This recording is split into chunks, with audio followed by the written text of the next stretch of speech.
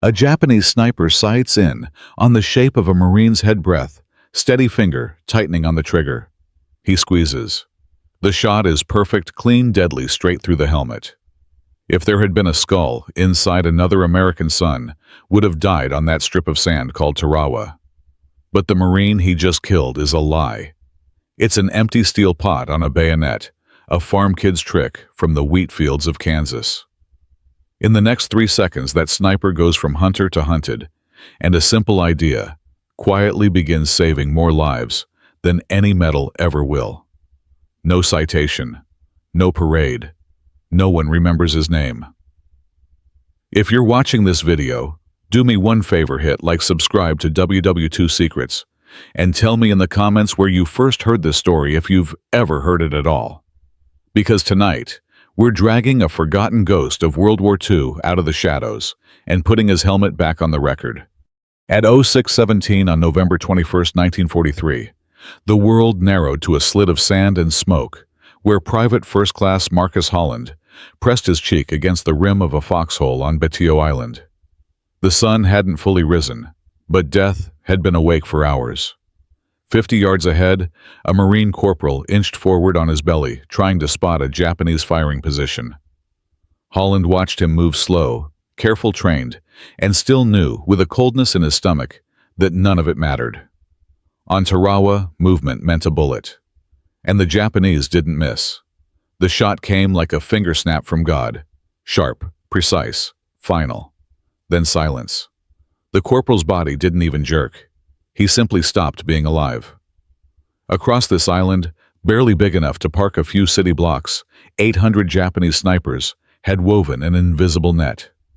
They perched in palm crowns, lay buried in spider holes, aimed through concrete firing slits the width of a fist. They had spent 3 months carving the island into a maze of kill zones, calculating ranges, memorizing angles. They fired once, maybe twice, and vanished deeper into the labyrinth. By the time Marines returned fire, the sniper was gone.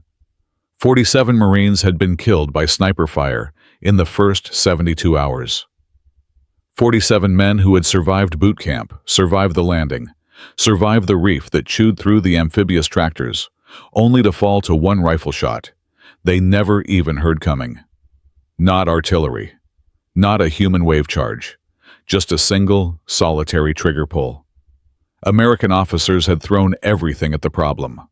Artillery hunts on suspected positions, flamethrowers torching entire groves, machine guns chewing through tree lines until the barrels glowed red. But the snipers adapted faster than the Marines could react. Each Japanese marksman averaged 6 American casualties before being eliminated, 6 men dead for every 1 sniper found. Suit on high. Tuiquin Lukchian was bleeding out its most experienced riflemen. Faster than replacements could wade through the surf to shore. The battlefield was shrinking, the safe spaces evaporating. And in the middle of that tightening noose sat Marcus Holland, a 22-year-old farm kid from Kansas, 4 days into combat, staring into a problem no training manual could solve. The air was thick with the metallic sting of blood, the sour rot of corpses baking under the Pacific sun, and the quiet terror of Marines who no longer dared lift their heads an inch above cover. The island itself seemed to whisper, "Move, and you die." Holland pressed his back against the foxhole wall, heart-pounding eyes scanning the treetops he could not truly see. Somewhere out there, hidden behind fronds or concrete or a curtain of shadow, another rifle was watching, waiting, choosing its next target. And he knew deep in a place he didn't want to examine that if nothing changed, they would all be dead by sunset. Marcus Holland hadn't been born a soldier. He'd been born into windwheat and the long quiet of the Kansas plains where storms rolled in like armies, and survival depended on noticing small things before they became disasters. His family worked 640 acres outside Liberal, a stretch of land so flat you could watch your dog run away for 2 days. Out there, a farm lived or died by the harvest, and the harvest lived or died by what the sky delivered, or what the crows decided to take. In August of 1937, those crows came like a plague. Hundreds of them. black wings blotting out the first light of morning dropping into the wheat fields, with a hunger that didn't care about human futures. Holland's father watched rows disappear, swallowed in minutes. 38% of the crop vanished that year. 3 months of income gone. In a decade, braced by the Great Depression and still bruised by the Dust Bowl, that loss wasn't just painful, it was lethal. So when Marcus turned 13, his father handed him an old Winchester .22 rifle and 12 boxes of ammunition. He didn't give a speech. He didn't pat his son on the shoulder. He just said the wheat was Holland's responsibility now, because if they lost another harvest, they wouldn't have money to plant the next one. On farms like theirs, childhood ended the moment you were strong enough to hold a gun.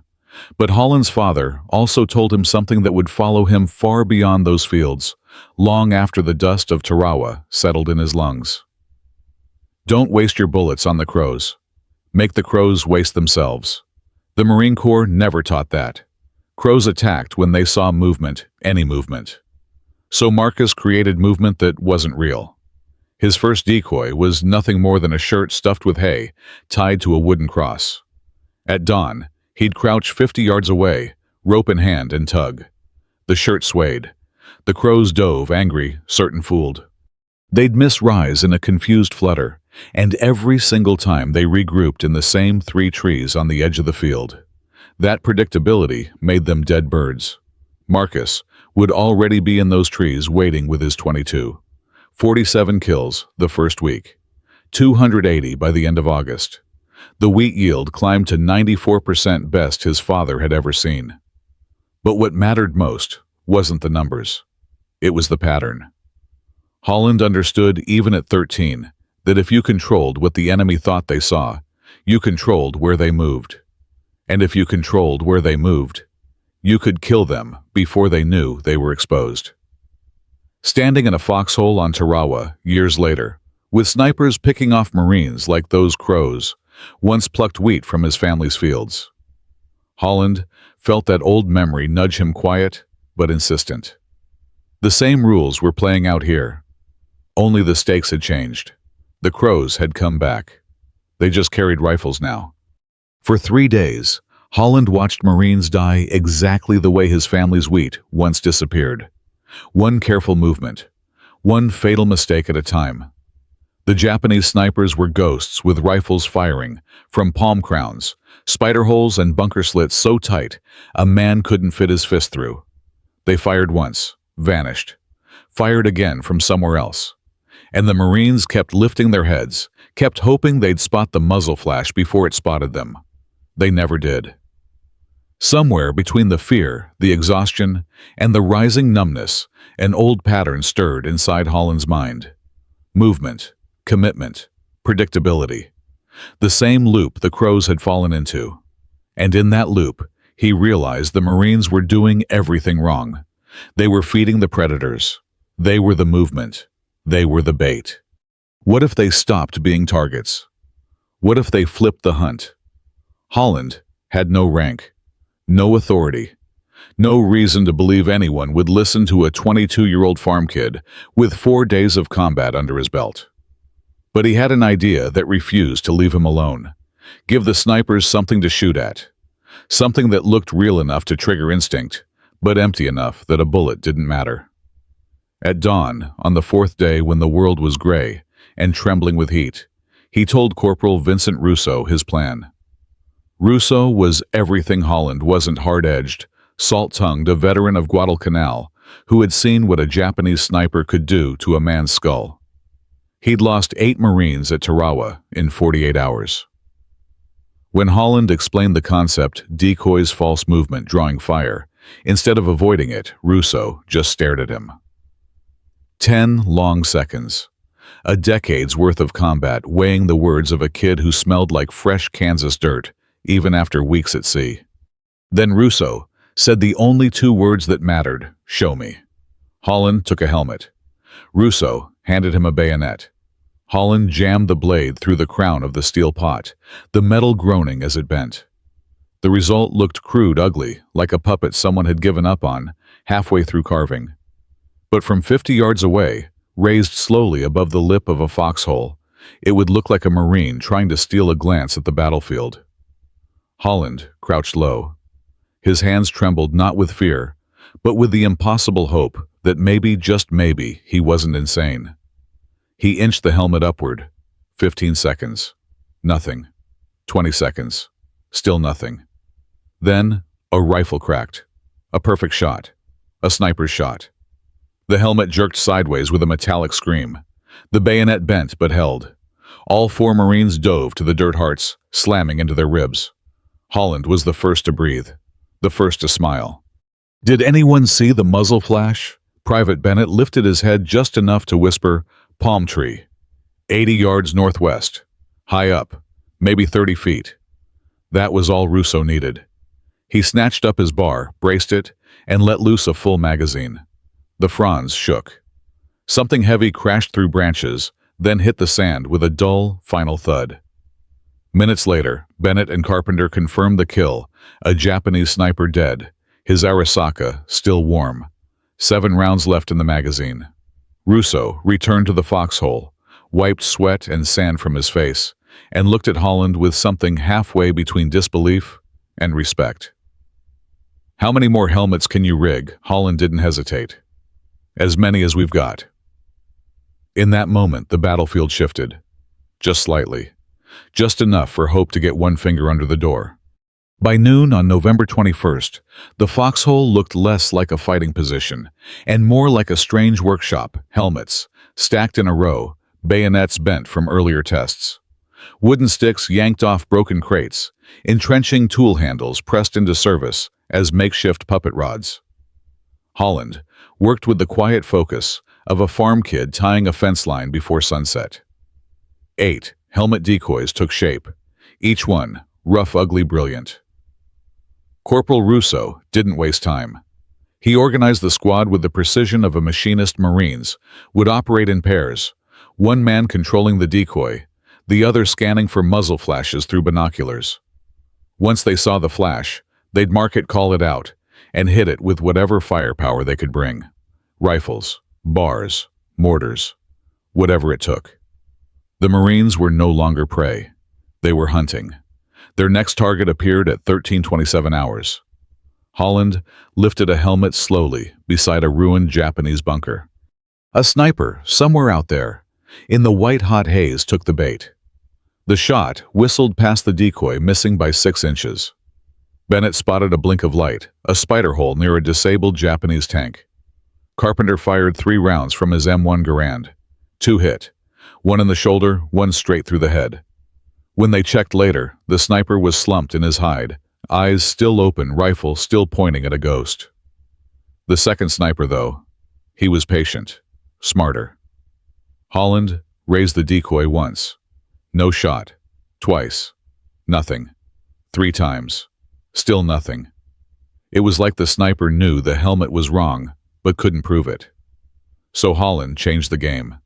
He ripped a piece of torn uniform from a dead Marine's kit, wrapped it loosely around the helmet, letting it drape just enough to mimic the shape of a man's shoulders. Then he lifted the decoy up slower than before, inch by inch, exactly the cautious movement a Marine would make while risking a look over cover. That's what broke the sniper's discipline. A crack split the air. The bullet punched through the helmet's front. Carpenter spotted the flash this time. A low concrete pillbox 90 yards to the east. Russo didn't bother with rifles. He called for a flamethrower team. The Marines advanced behind, covering fire. The flamethrower operator stepped up, squeezed the trigger, and a jet of fire turned the pillbox into a furnace. The sniper never fired again. By 1600 hours, Russo's squad had eliminated 7 snipers, 7 ghosts pulled out of hiding by nothing more than helmets on sticks. 0 American casualties. Word spread faster than radio messages. Marines in neighboring foxholes started muttering that Kansas farm kid's onto something. By evening, other squads were building their own decoys, helmets on sticks, sandbags shaped into torsos, even a dummy head made of mud, and rags that one corporal sculpted with surprising skill. It looked like a Marine sleeping in a foxhole. The Japanese couldn't tell the difference. From 100 yards away, silhouette was everything. Movement was everything. A helmet on a stick might as well have been a man with a heartbeat. The psychological tide began to turn. Japanese snipers, men trained to be patient, disciplined, lethal, were suddenly thrown into doubt. Targets they once would have killed without hesitation now looked just a little too easy. A little too perfect. Suspicious. Some held their fire. Some hesitated.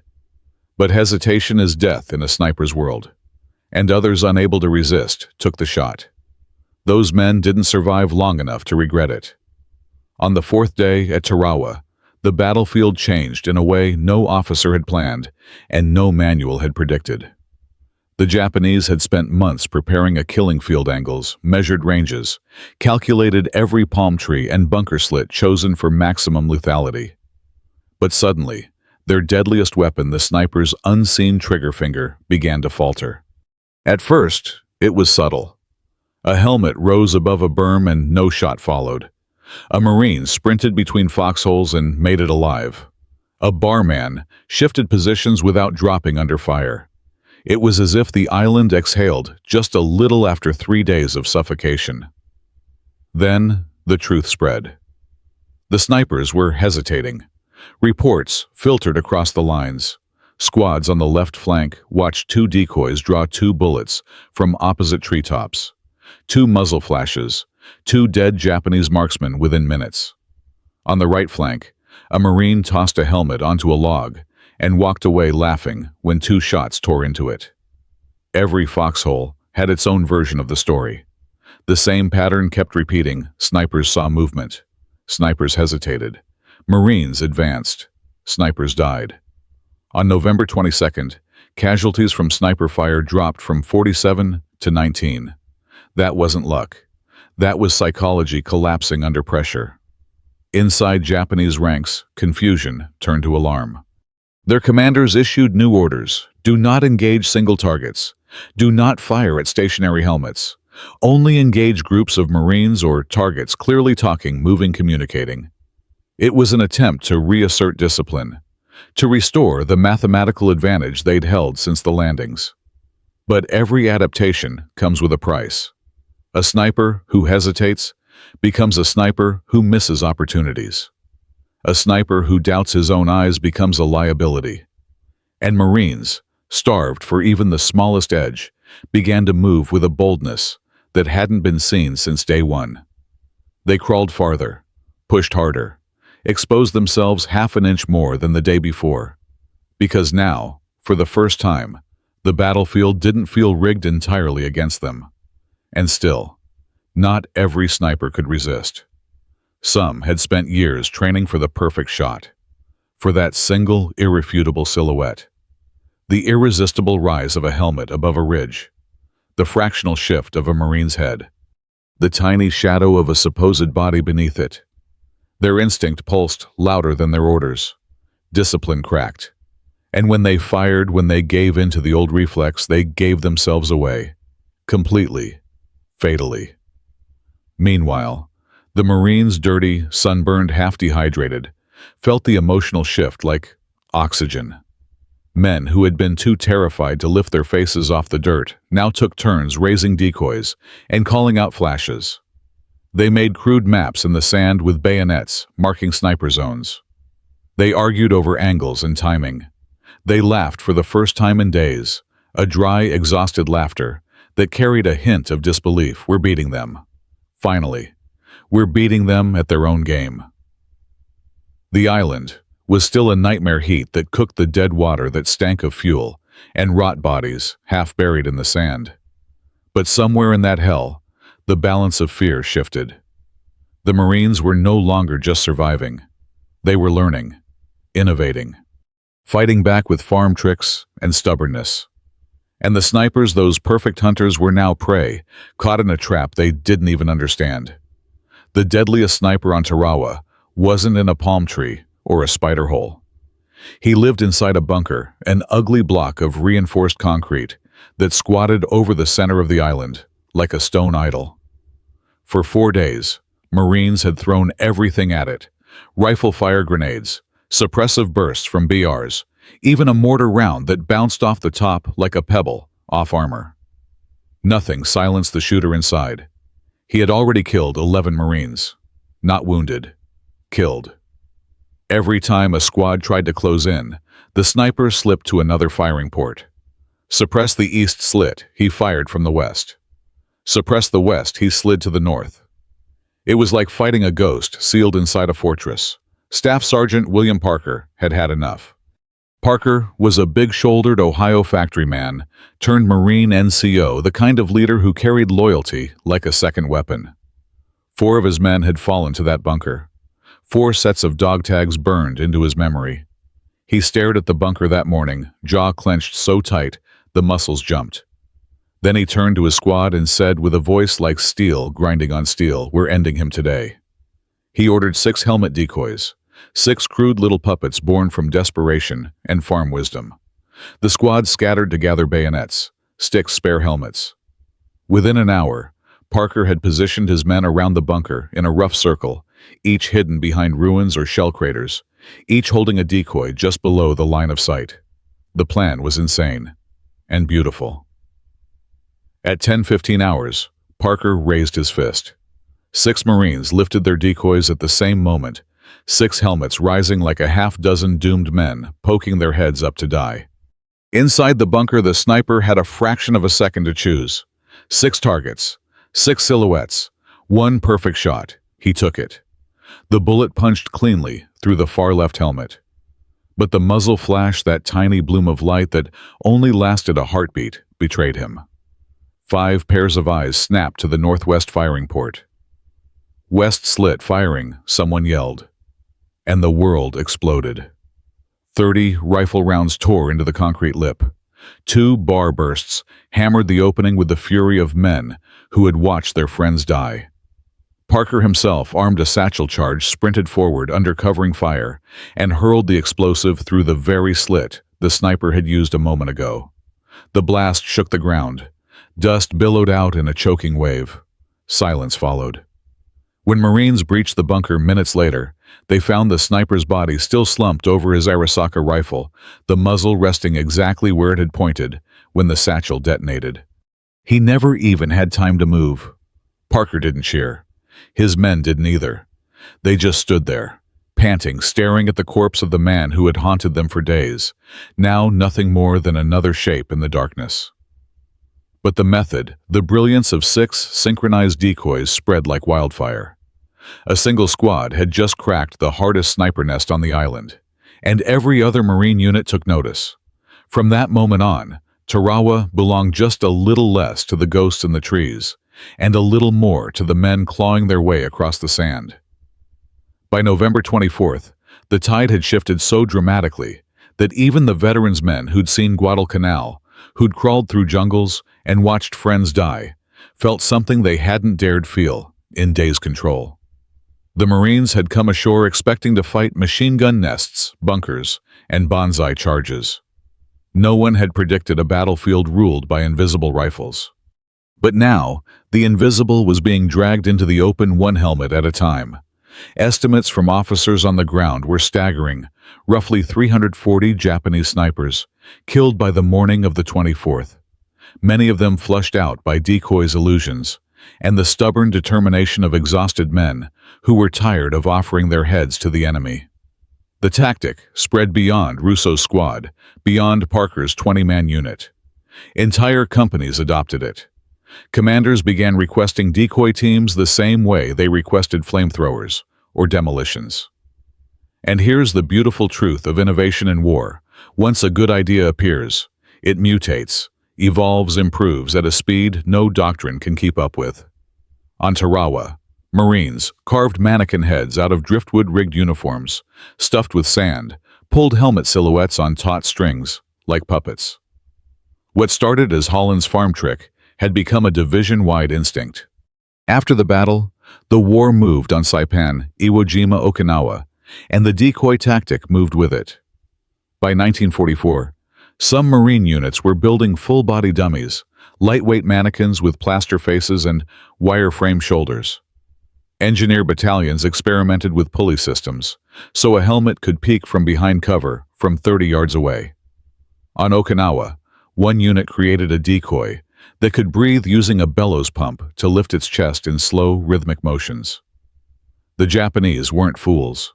They adapted when they could. But even they couldn't keep pace with the simplicity of the idea, force the enemy to spend his bullet on a shadow, then kill him for it. When the war finally ended, the Marine Corps conducted a broad analysis of sniper engagements across the Pacific. They combed through casualty reports, after-action documents, intelligence memos, personal journals. The verdict was unambiguous. Units that used decoys suffered 67% fewer sniper casualties than units that didn't. That statistic alone changed Marine Corps doctrine. Decoys became standard training. Every infantry squad learned how to build a helmet on a stick. Officers were taught how to integrate deception into counter-sniper operations. In Vietnam, reconnaissance teams used inflatable mannequins, heat-emitting decoys to trick infrared optics, even remote-pulled ropes to simulate movement in foliage. And yet nowhere in the official documentation did the name Marcus Holland appear. It became one more anonymous line in a 1,000-page manual counter-sniper techniques developed by Marine units at Tarawa. Because that's how military history often works. It rewards the collective credits the doctrine and leaves the spark, the original human mind behind the tactic, to vanish into the dust. But the truth lived on anyway. In every class of young Marines somewhere, some instructor would raise a helmet on a stick, wait for the students to laugh, then explain that this simple motion had once saved hundreds of lives. That somewhere on a Pacific beach, a quiet kid from Kansas had stared down death and thought, there has to be another way. Marcus Holland returned to Kansas in 1946 with the same quiet steps he'd used on Tarawa, measured humble, carrying more weight than anyone around him could see. He had survived 3 islands, 2 wounds, and a war that devoured entire nations. Yet when neighbors asked what he did over there, he always gave the same answer: I was infantry. Fought the Japanese. That's all.